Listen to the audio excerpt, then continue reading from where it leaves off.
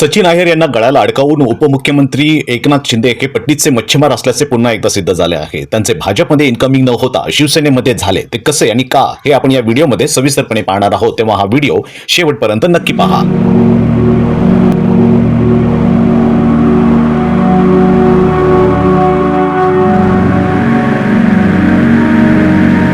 नमस्कार, समता न्यूजमध्ये आपले स्वागत.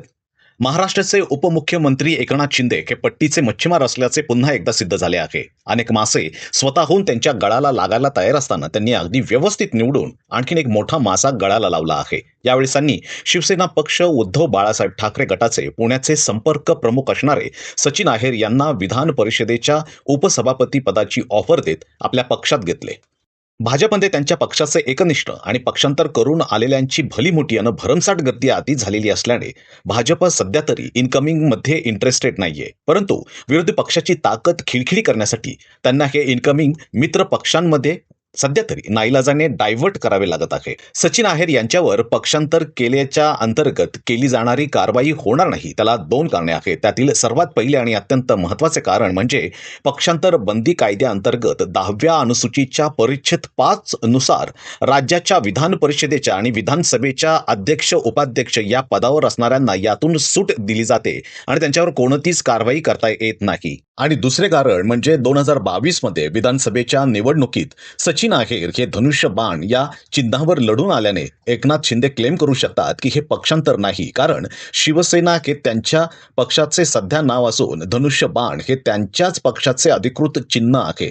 आता त्यांना पक्ष आणि चिन्ह कसे मिळाले हे सर्व ज्ञात आहे आणि त्यावर बोलणे योग्य ठरणार नाही, कारण हे प्रकरण न्यायप्रविष्ट आहे आणि ते किती काळ न्यायप्रविष्ट ठेवायचे यासाठी काहीही कालमर्यादा आखून दिलेली नाही. यावेळेस सचिन आहेरच का, तर पुण्यामध्ये सचिन आहेर यांचा प्रभाव हळूहळू का होईना वाढायला लागला होता आणि अगदी छोट्या प्रमाणात सरकारच्या विरोधात निषेध व्हायला लागला होता.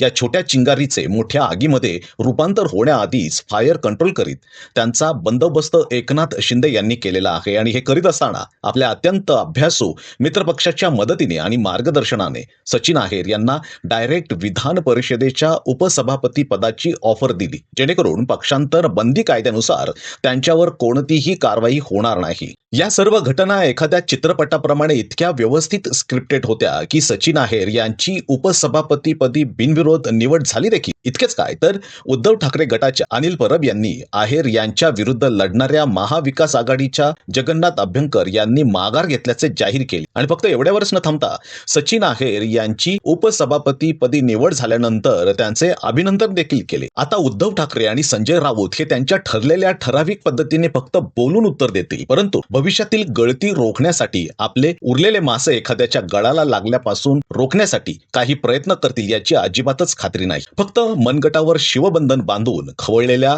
समुद्री वादळात अडकलेल्या एखाद्याला फक्त निष्ठेच्या नावाखाली शिवबंधन रूपी नांगर रोखून ठेवेल अशी भाबडी आशा करणे सध्या तरी शक्य नाही. तेव्हा वादळ शांत होण्याची, नव्याने उभारी घेण्याची जिद्द आणि कायम सक्रिय राहण्याची इच्छाशक्ती उराशी बाळगणे गरजेचे. आता येत्या काळात महायुती आणखीन कोणत्या पळवाटा शोधत आणखीन कोणाकोणाला गळाला लावणार आहे हे पाहणे औत्सुक्याचे ठरेल. समता न्यूजसाठी मी तुळशीराम गोपाळा. आपण अजूनही आपल्या समता न्यूज चॅनलला सबस्क्राईब केलं नसेल तर लगेचच सबस्क्राईब करा. आणि हो, सध्या महाराष्ट्राच्या राजकारणात विरोध आणि विरोधक अजिबातच नको या मानसिकतेमधून ज्या पक्षांतराच्या घटना घडवल्या जात आहे त्याचा भविष्यात काय दूरगामी परिणाम होणार आहे हे कमेंट बॉक्समध्ये नक्कीच सांगा.